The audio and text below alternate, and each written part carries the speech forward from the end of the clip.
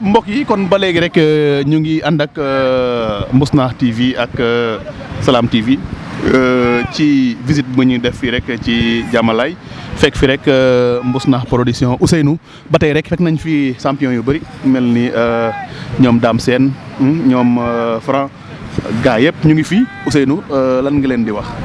waaw di nuyu sama gaa yi rek di leen ziar bu baax di leen ne chaque jour maa ngi fii ak ñoom vraiment ñu nekk ay mbër ak ay champion di woo gaa yëpp ñu ñëw jàppale ñu waa Mbousnakh Production ñu mën a teg ñii vraiment ndax loolu mooy suñu objectif vraiment ñoom tamit ci Mbousnakh Production lañ bokk ñu bugg cee sànni ay cadeau ba pare bugg a woote gaa yi tamit xam nga ñoom dañuy jàpp ci Mbousnakh Production ndax ñoom lañ fi nekkal. ñoom tamit ñun lañ fi nakal vraiment di leen bàyyi ak ñoom sama gars yi ñoom ñëpp sama gars yi lañu wax dëgg yàlla. jërëjëf Ousseynou asalaamaaleykum champion. waaw asalaamaaleykum waa Mbousnakh TV ak waa Salam TV waaw yaa ngi sant yàlla jul si yoon tamit di gën a suñu ñaari waajur di nuyu mbokk internet yi ñu seetaan yëpp di nuyu waa Parcelles 1 ba 26 sax tamit feeñ dëkk feeñ defee lépp kon tey buñ def dara jiital Parcelles waaw Mbousnakh Production nag ñun suñu mbir la mën naa ni directeur bi Ousseynou moom suñu waay la chaque jour ñooy nekk entraîné no def loolu lépp kon tey moom lépp lu muy yëngu rek ñun nañ ko ci fekk jàppale ko ci dooleel ko ci taxaw ko ci waaw di wax ne carrément le 18 incha allah ñuy woo Parcelles lépp ñu génn jàppale seen doom yi siy bëre ku ci mel am ne moo séer da siy bëre ak boy bi jël dem da siy bëre grand mine di woo gaa yëpp ñëw taxaw leen dooleel leen yokk leen doole suñu borom may leen ndam. noo gisee Mbousnakh Production ci làmb en tant que mbër ak combat yi mooy taxawal.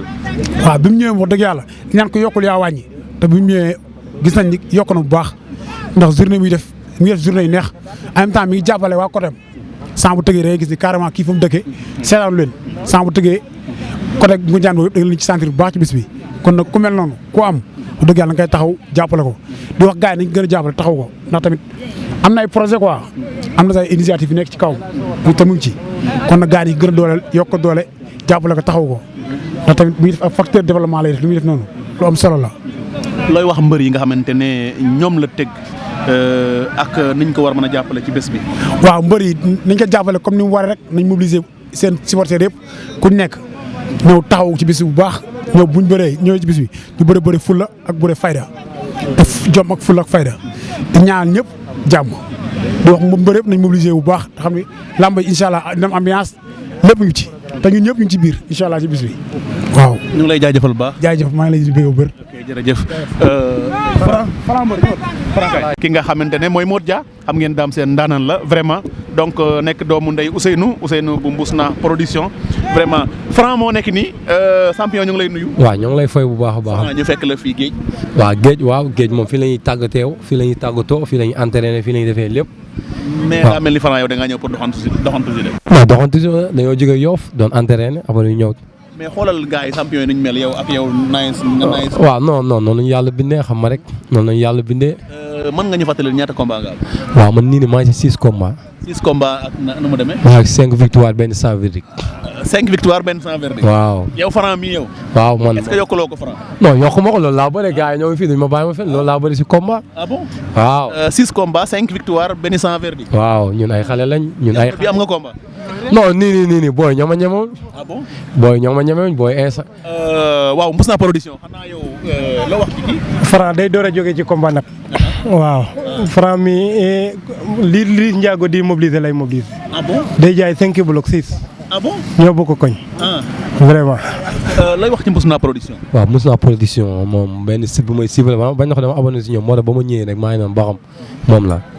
waaw Ousseynou looy wax ci moom ak combat yi muy teg. waaw Ousseynou moom li ñuy wax si moom bari na bariwul parce que dafa nekk suñu grand boo xam te dafa ñëw si géej gi gis ñu ñuy daj ay coono amaana ñi yàlla wërsëgaleen ñu am chance combat ñi yàlla wërsëgaleen amuñu chance combat mu nekk ndoog ñun fii gis coono yu ñuy daj xam nga mu ne xale kat war naa jàppale si beneen façon nit ñi ku si am combat dañuy may xaalis ni si doole poosam mais mën nañoo jàppale si beneen sens moo dafa dem dagg licence ñoo du ñu tëggal làmb même bu ñu tëggul moo ngi tëggal suñu morom ak làmb la kon nag kooku nag ku ñu war a jàppale la jàppale bi du question dañ koy kii parce que moom dafa soxla jàppale autorité dañ ko jàppale ak ñi nga xam ne ñoo war a jàppale ñu jàppale ko parce que tey jeunesse bi moo ko ñor xaalisam bi muy jox di ñu ko jox wala li ko jox bëri ndaw bu ko neexoon xaj na feneen wala mu investir feneen mais nag xale bu ndaw bu nekkee si yoon di liggéey ñi ko war a jàppale nañ ko jàppale taxawu ko waaw soutenir ko si lu bari parce que tam yombul parce que chaque saison nga dëgg ñaari journée ñetti journée yombul wax dëgg si ne Ousseynou moom dañ koy ñaanal moom parce que gis nañ coono yi parce que ba mu ñëwee suñu écrit ba léegi boo xoolee ñun manqué un combat chaque saison suñu boo yëpp dañuy bëre xam nga tam loolu yombul moo tax dañ koy ñaanal rek affaire yi gën a yokku jëm si kanam. foo jëm waaw ñun ay xale lañ rek ñun defaguñ si làmb ñu ñu war a bëre bu ñu waree bëre rek nañ bëre ak ñun waaw ñun daal lay jaajëfal. waaw ñoo ngi lay fay bu baax a baax.